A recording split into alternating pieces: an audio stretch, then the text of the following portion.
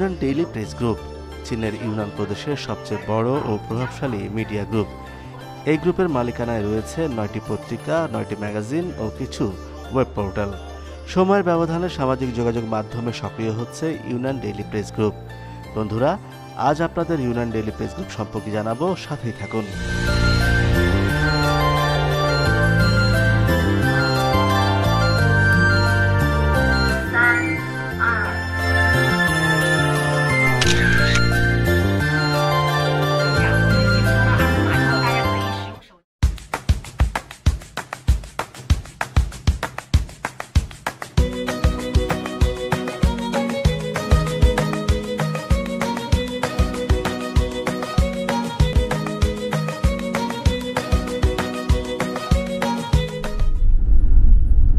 Yunnan daily press group রাষ্ট্রীয় মালিকানায় পরিচালিত প্রভাবশালী এই প্রেস গ্রুপের অফিসটি দৈত্যাকার আর দৃষ্টিনন্দন একটি ভবনে।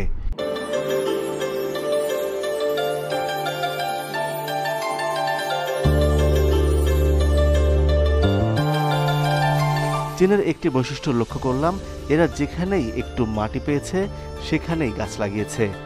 বড় বড় গাছ যেমন রয়েছে, তেমনি সৌন্দর্য বর্ধনের জন্য সবুজায়নও করেছে।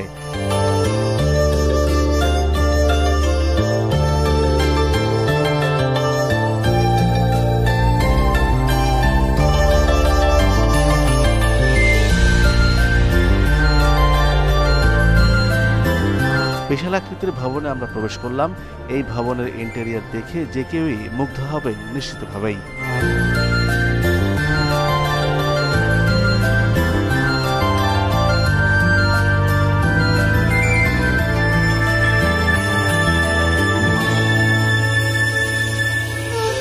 ইউনান মিডিয়া গ্রুপ এবং এই ইউনিয়ন প্রভিন্সের সবচেয়ে বড় মিডিয়া অর্গানাইজেশন, এবং আমি খুবই আনন্দিত যে আমি এখানে আসতে পেরেছি। আজকে আপনাদের ইউনিয়ন মিডিয়া গ্রুপে আমার যে অভিজ্ঞতা সেটা আপনাদের সাথে শেয়ার করব। আশা করি শেষ পর্যন্ত সাথেই থাকবেন।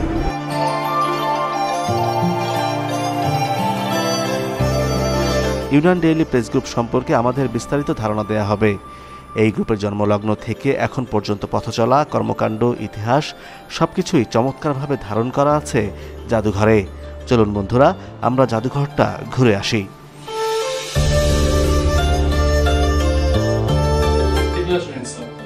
The Chinese name of Yunnan Daily. Please look at the names horizontally. These three names were all written by Chairman Mao Zedong. Yunnan daily পত্রিকাটি এই নামে এখন পরিচিত হলেও শুরুতে দুটি ভিন্ন নাম ছিল। মাও সেতুং সেই তিনটি নামে দিয়েছিলেন। 1950 থেকে এখন পর্যন্ত ইউনান ডেইলি নামে এই পত্রিকাটি পরিচিত। ঠিক পাশেই মাও সেতুংয়ের ছবি সহ যে পত্রিকার পাতা দেখছেন তা হলো ইউনান ডেইলির প্রথম ছাপা পত্রিকার প্রথম পাতার ছবি। 1950 সালের 4 মার্চ প্রকাশিত হয়েছিল। This is the front page of the first issue of Yunnan Daily, which was first published in March 4th, 1950. 1950? Yeah, 1950. This is Chairman Mao.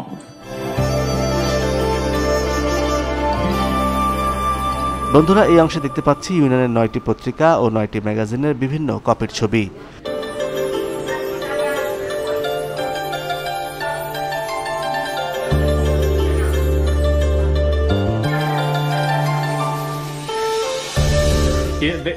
This page displays that in 1949, the founders of Yunnan Daily traveled from Beijing to Yunnan to establish the Yunnan Daily. Okay, this page shows that after the establishment of Yunnan Daily, we established editorial committee. Look at these two pages. Before January 1st, 1956, the Yunnan Daily was read vertically, and since January 1st, 1956, Yunnan Daily was read horizontally. Interesting বিষয় সেটা হচ্ছে যে 1955 সালের 31শে December পর্যন্ত মানে news পেপারগুলো ওরা হচ্ছে ভার্টিক্যালি প্রিন্ট করতো এবং 1956 এর পর থেকে তারা হরিজন্টালি প্রিন্ট করছে। 1980-তে এদের ম্যাগাজিনগুলো কেমন ছিল দেখতে। জাদুঘরের এই অংশে দর্শনার্থীরা ইউনান ডেইলি প্রেস গ্রুপের প্রকাশনা সম্পর্কে একটা ধারণা পাবেন।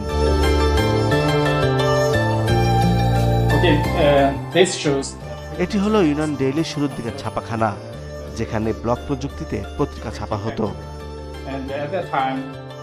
অর্থাৎ অক্ষরের কাঠামোগুলো পাশাপাশি বসিয়ে শব্দ ও বাক্য তৈরি করে ছাপ দেওয়া হতো কাগজের পাতায়। Arranged just before the printing, so you can say this is one of the characters. ভাবা যায় মাত্র এক লাইন লেখাও কত কঠিন ব্যাপার ছিল। এই অংশে চীনের ন্যাশনাল লিডার বা জাতীয় নেতারা যারা Yunnan daily press group visit করতে এসেছিলেন তাদের ফ্রেমবন্দি করে রাখা হয়েছে।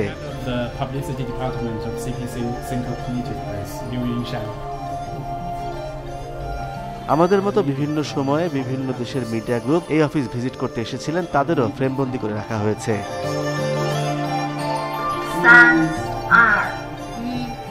আমাদের ছবিও তোলা হলো। তবে এই প্রথম আমরা ছবি তুললাম ওয়েবক্যাম সদৃশ একটি ক্যামেরা দিয়ে। বিশ্বে ইউনান ডেইলি প্রেস গ্রুপের নেটওয়ার্ক ও অডিয়েন্স কিভাবে বিস্তৃত, এই ডিজিটাল গ্লোব থেকে তার একটা ধারণা পেলাম।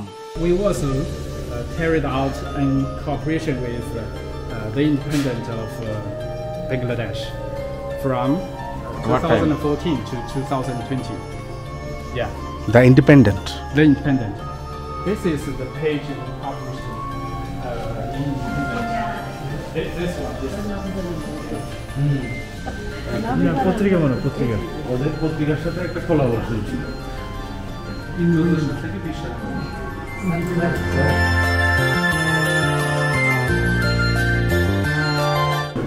দেখলাম যে ট্রান্সফরমেশন অফ টেকনোলজি কীভাবে আসলে তার সংবাদ সংগ্রহের ক্ষেত্রে কাজ করছে, এটাও আমরা এখানে দেখলাম। আগে তথ্য সংগ্রহ ও সরবরাহতে নোটপ্যাড ব্যবহার হতো, এরপর আসলো পেজার, মোবাইল ফোন, সবশেষে স্মার্টফোন। প্রযুক্তি পরিবর্তন হয়েছে, আগে হাতে লিখে নোটপ্যাডে, এরপরে আসলো mobile phone, Motorola mobile phone, এরপরে আসলো বেসিক ফোন যেটাকে এখন আমরা বলি, এটা হচ্ছে পেজার, ইনফরমেশন মানে মেসেজ ট্রান্সফার করা পেজার।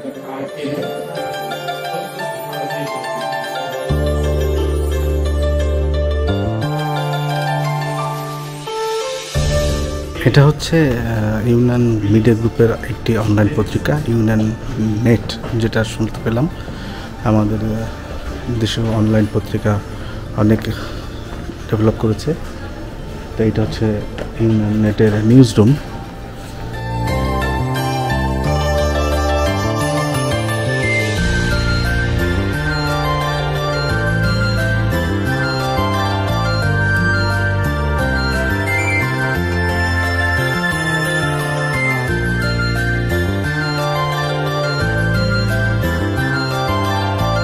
ইউনান ডেইলি প্রেস গ্রুপের প্রকাশনাগুলোকে একটি গাছের আদলে দেখানো আছে। এগুলোর মধ্যে আমি 3টি প্রকাশনার নাম জানতে পেরেছি: tourism culture times, impact magazine ও yunnan-gateway.com। বাকিগুলো আপনারা দেখে নিন। এই 3টার নাম কিভাবে পেয়েছি বুঝতেই পারছেন, কারণ এই 3টি নাম ইংরেজিতে লেখা ছিল।